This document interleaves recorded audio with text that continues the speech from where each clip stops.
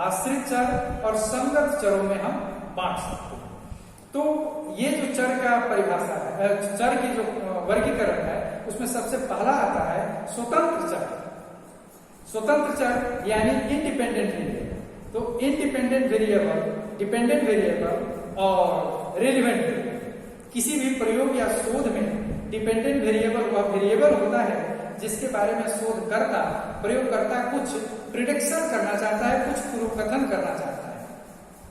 सचमुच में यह वह चर होता है जिसे प्रयोगकर्ता सावधानीपूर्वक ऑब्जर्व करता है, उसे रिकॉर्ड करता है। हिल 1980 ने इसे परिभाषित करते हुए कहा है कि आश्रित चर वह है जिसके बारे में हम पूर्व कथन करते हैं। कैंटोविज 84 ने भी कहा है कि आश्रित चर वह है जो प्रयोगकर्ता द्वारा निरीक्षण किया जाता है, रिकॉर्ड किया जाता है। जैसे मान लिया जाए कि कोई प्रयोगकर्ता 5 साल के बच्चों में कोई विशेष व्यवहार, जैसे सीखने का व्यवहार का अध्ययन करना चाहता है। वह इस विशेष रूप से देखना चाहता है कि बच्चों में सीखने की प्रक्रिया पुरस्कार से किस प्रकार प्रभावित होती है। क्या सीखने की प्रक्रिया में पुरस्कार देने तथा पुरस्कार न देने से कोई अंतर होता है? इस उदाहरण में सीखना एक आश्रित चर है, एक डिपेंडेंट वेरिएबल है। इसे आश्रित चर इसलिए कहा जाता है क्योंकि इस चर में होने वाला परिवर्तन इंडिपेंडेंट वेरिएबल, जो कि यहाँ पुरस्कार है, में प्रयोगकर्ता द्वारा किए गए जोड़ तोड़ पर आश्रित होता है। यही कारण है कि कर्लिंगर ने स्वतंत्र चर को एक पूर्व कल्पित कारण और आश्रित चर को पूर्व कल्पित प्रभाव कहा। आश्रित चर अब पूरी तरह से स्पष्ट हो गया है कि यह आश्रित होता है स्वतंत्र चर के जोड़ तोड़ पर, मैनिपुलेशन पर। स्वतंत्र चर के मैनिपुलेशन पर यह आश्रित होता है, इसीलिए हम इसे आश्रित चर कहते हैं। और चूंकि आश्रित चर का ही निरीक्षण किया जाता है, उसका ऑब्जर्वेशन किया जाता है कि स्वतंत्र चर के मैनिपुलेशन से आश्रित चर में किस तरीके का परिवर्तन आ रहा है। तो बहुत सारे ऐसे उदाहरण हैं। पहले उदाहरण मैंने दिया कि लाइट की इंटेंसिटी का क्या प्रभाव पड़ता है रीडिंग एबिलिटी पे। तो यहाँ लाइट की इंटेंसिटी, प्रकाश की तीव्रता को जोड़ तोड़ किया जा रहा है और उसका क्या प्रभाव हमारे आश्रित चर यानी पठन क्षमता पर पड़ रही है, उसे हम माप रहे हैं। इसलिए इस उदाहरण में प्रकाश की तीव्रता एक स्वतंत्र चर हुई और पठन योग्यता एक आश्रित चर। आश्रित चर के मापन एवं चयन से संबंधित एक महत्वपूर्ण बात जिस पर प्रयोगकर्ता द्वारा अवश्य ही ध्यान देना चाहिए, वो है फ्लोर इफेक्ट और सेलिंग इफेक्ट। सतह प्रभाव से तात्पर्य ऐसे प्रभाव से होता है जहां प्रयोगकर्ता को नल रिजल्ट जिससे इसलिए प्राप्त होता है क्योंकि अधिकतर प्रयोजों का परिणाम मापनी के निम्नतम छोर पर केंद्रित होते हैं। प्रायः ऐसा इसलिए होता है क्योंकि प्रयोजों को दिया गया कार्य बहुत ही कठिन था। उदाहरण स्वरूप मान लिया जाए कि किसी प्रयोग का उद्देश्य भिन्न भिन्न रंग की रोशनी के प्रति संवेदनशीलता का एक तुलनात्मक अध्ययन करना है, परंतु सभी दिए गए रंगों की तीव्रता की देहरी थ्रेशोल्ड से नीचे है, तो इससे कोई भी अर्थपूर्ण डाटा प्राप्त नहीं होगा। इस तरह के प्रभाव को सतह प्रभाव कहा जाता है।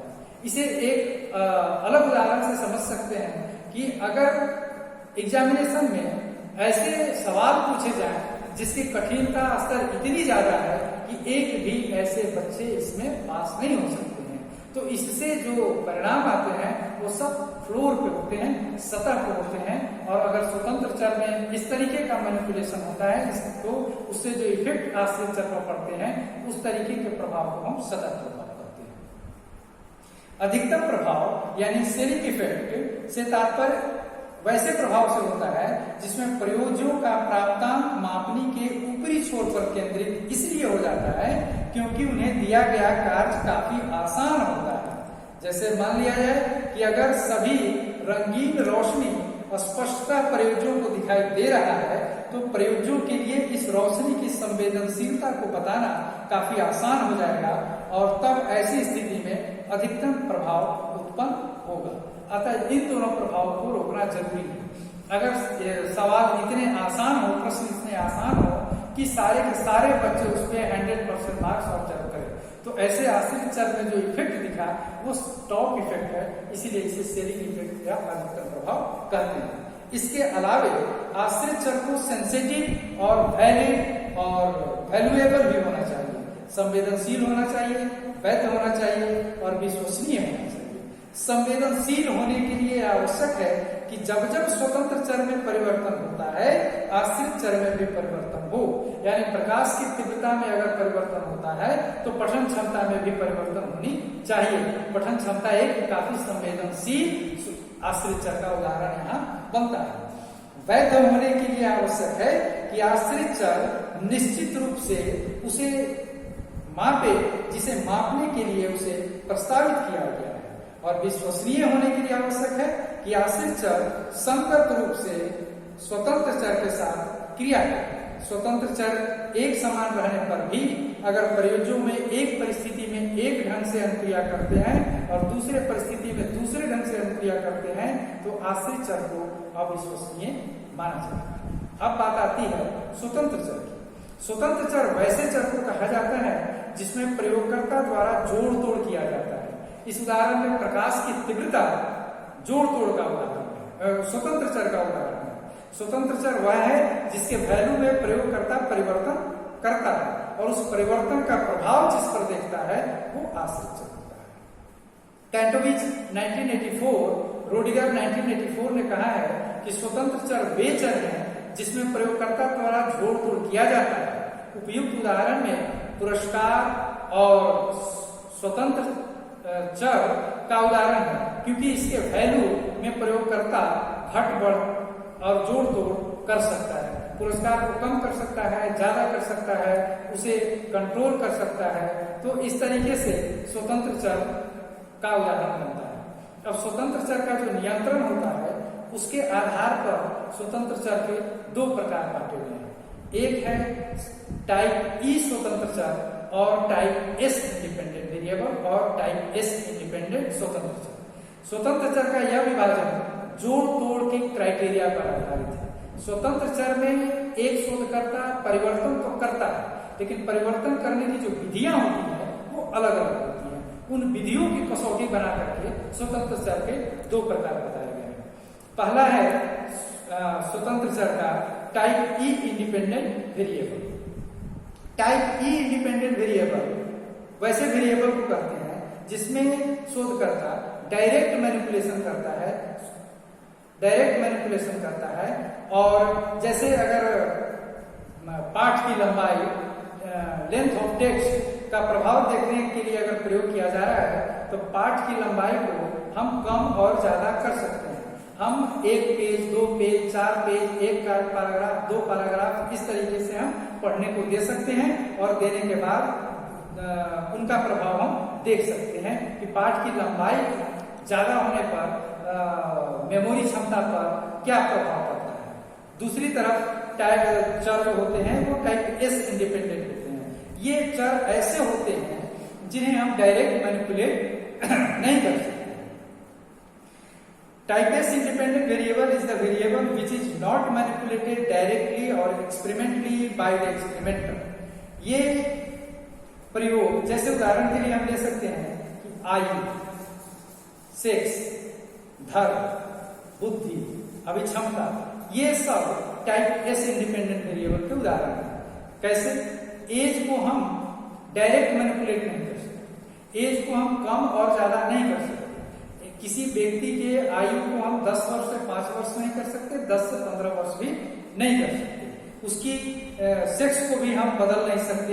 किसी के धर्म को हम, धर्म का क्या प्रभाव पड़ता है व्यक्ति की मनोवृत्ति पर और व्यक्ति के इंटरेस्ट पर, तो हम हिंदू को मुस्लिम, मुस्लिम को हिंदू, सिख को जैन, जैन को पारसी बना करके इस तरीके से हम नहीं दे सकते हैं। बुद्धि को भी हम कम और ज्यादा नहीं कर सकते हैं। इन्हें मैनिपुलेट करने का एक अलग तरीका होता है जिन्हें हम चयन प्रक्रिया कहते हैं, जिसके बारे में शोध डिजाइन में चर्चा की जाएगी। इसे अगर एक उदाहरण द्वारा अगर समझा जाए तो जैसे एक समूह पुरुषों का समूह है और दूसरा समूह महिलाओं का समूह है। इसके बाद दोनों समूह पर बुद्धि परीक्षण का क्रियान्वयन किया जाता है और आगे की क्रिया की जाती है।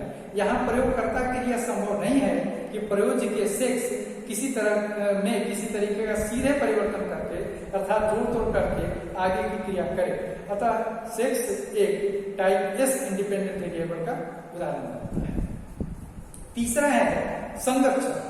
मनोवैज्ञानिक शोध में प्रयोग होने वाला तीसरा प्रमुख चर है जिसे बहिरंग चर और एक्सटेरियस वेरिएबल भी कहते हैं, या उसे हम कंट्रोल वेरिएबल भी कहते हैं, या कंफाउंडिंग वेरिएबल यानी अस्त व्यस्त करने वाला वेरिएबल भी कहा जाता है।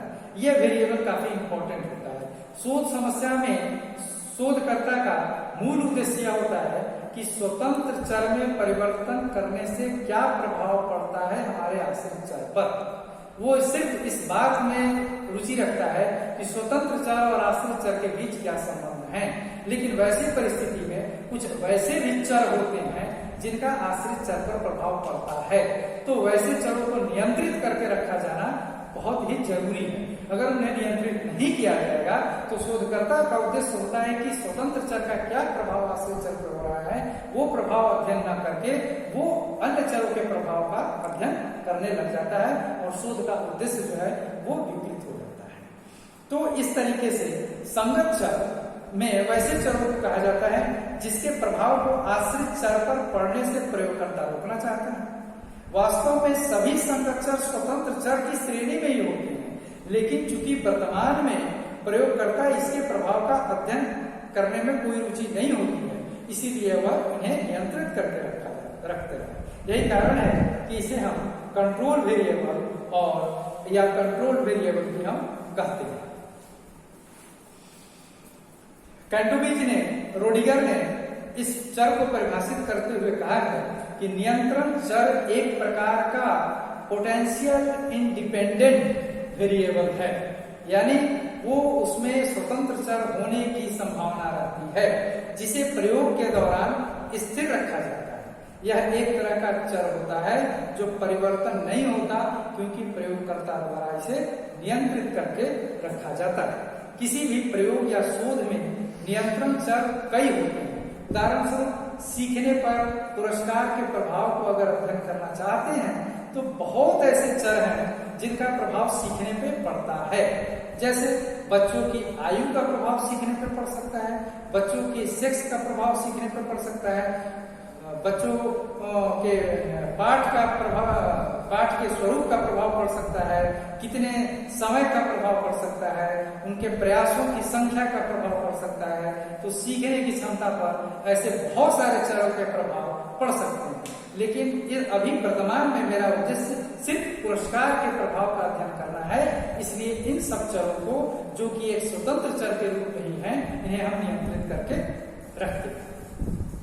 संगत चर या अस्त-व्यस्त कर देने वाला चर कंफाउंडिंग वेरिएबल के कई प्रकार, जैसे कुछ ऐसे संगत चर होते हैं जो खुद प्रयोग जो सब्जेक्ट है उससे संबंधित होते हैं, उन्हें हम सब्जेक्ट रिलेवेंट वेरिएबल कहते हैं। कुछ ऐसे होते हैं जो सिचुएशन से, प्रयोग की सिचुएशन से संबंधित होती है, स्थिति से संबंधित होती है, इसीलिए उन्हें हम सिचुएशनल रिलेवेंट वेरिएबल और स्थिति संगत चर कहते हैं। और कुछ चर ऐसे होते हैं जो सीक्वेंस से रिलेटेड होते हैं, अनुक्रम से रिलेटेड होते हैं, इसीलिए इन्हें हम अनुक्रम संगत चर कहते हैं। अब इन तीनों चरों का हम एक एक करके वर्णन करेंगे। जैसे पहला है सब्जेक्ट रिलेवेंट वेरिएबल, प्रयोज्य संगत चर। प्रयोज्य संगत चर का मतलब वैसे कंफाउंडिंग वेरिएबल, वैसे वेरिएबल जो प्रयोज्य से संबंधित होते हैं, प्रयोज्य से संगत होते हैं। जैसे व्यक्ति के व्यक्तिगत गुण, आयु, यौन, बुद्धि, अभिप्रेरणा, क्षमता आदि से संबंधित जो चर हैं वो प्रयोज्य संगत चर कहलाते हैं। प्रयोज्य संगत चर में आने वाले कुछ चर टाइप ई श्रेणी के भी हो सकते हैं और टाइप एस श्रेणी के भी हो सकते हैं। आयु और यौन टाइप एस श्रेणी है क्योंकि इन्हें हम डायरेक्ट मैनिपुलेट नहीं कर सकते, और टाइप ई श्रेणी के चर किसी भी शोध में यदि इन चरों को प्रयोगात्मक वेरिएबल, एक्सपेरिमेंटल वेरिएबल, स्वतंत्र चर के रूप में नहीं प्रयोग किया जा रहा है तो इनको नियंत्रित करना अति आवश्यक है। स्थिति संगत चर, स्थिति संगत चर से तात्पर्य उन सभी चरों से होता है जिनका संबंध उस स्थिति या पर्यावरण से होता है जिसमें शोध का प्रयोग किया जा रहा है। जैसे पर्यावरण या वातावरण का तापमान, शोरगुल, प्रकाश आदि ऐसे प्रमुख चर हैं जो इस श्रेणी में आते हैं। इसे हम इन्वायरमेंटल वेरिएबल भी कहा जाता है।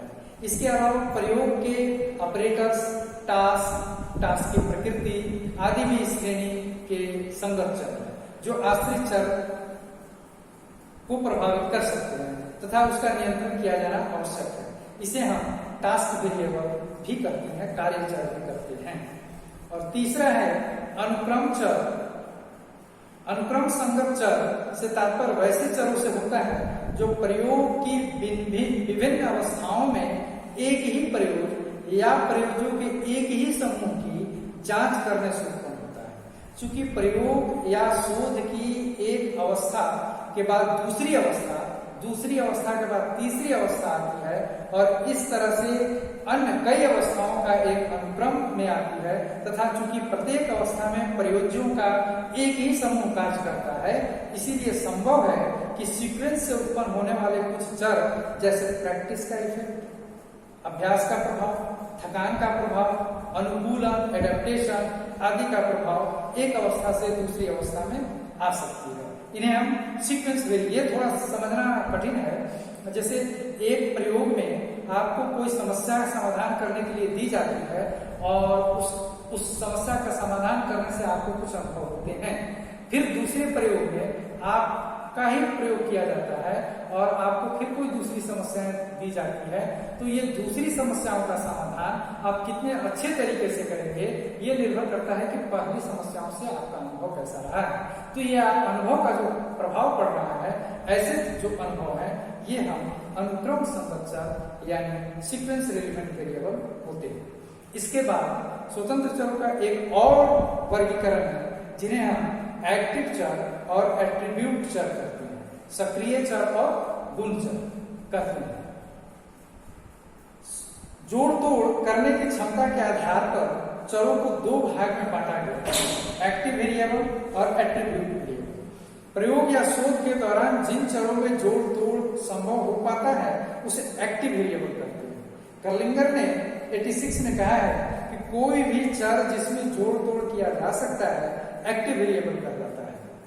जब प्रयोगकर्ता इंस्ट्रक्शन द्वारा प्रयोजों के एक समूह में एंजाइटी उत्पन्न करता है और दूसरे समूह में किसी प्रकार की कोई एंजाइटी यानी चिंता उत्पन्न नहीं करता है, तो यहाँ चिंता एक एक्टिव वेरिएबल का उदाहरण हुआ। उसी तरह से प्रयोगकर्ता जब एक समूह में रिवॉर्ड देता है, दूसरे समूह में पनिशमेंट देता है, तो यहाँ भी प्रयोगकर्ता रीइंफोर्समेंट में सक्रिय रूप से मैनिपुलेशन कर रहा है, इसीलिए इन्हें हम एक्टिव चर कहते हैं। और एट्रीब्यूट वेरिएबल यानी गुण चर वैसे चर को कहा जाता है जिसमें मैनिपुलेशन किया जाना संभव नहीं है। कर्लिंगर ने कहा है कि वे सभी चर जिनमें जोड़ तोड़ नहीं किया जा सकता है उन्हें हम गुण चर कहते हैं। मनोविज्ञान, शिक्षा और अन्य सामाजिक विज्ञानों में किए गए बहुत सारे शोध ऐसे होते हैं, ऐसी परिस्थितियां आती हैं जिनमें चरों का मैनिपुलेशन किया जाना संभव नहीं होता है, खास करके डायरेक्टली, जैसे यौन, सोशियो इकोनॉमिक स्टेटस, अभिक्षमता आदि ऐसे चर के उदाहरण हैं। इनमें प्रयोगकर्ता या शोधकर्ता के लिए किसी तरह का परिवर्तन अर्थात जोड़ तोड़ घटाव करना संभव नहीं होता है। गुण चरों में जैविक चर यानी ऑर्गेनिज्मिक वेरिएबल भी कहा जाता है क्योंकि ये जीव से ही संबंधित होते हैं। हमारी बुद्धि, हमारी सेक्स, ये सब हमारे जीव से संबंधित है, इनमें हम डायरेक्ट मैनिपुलेशन जोड़ तोड़ नहीं कर सकते। धन्यवाद।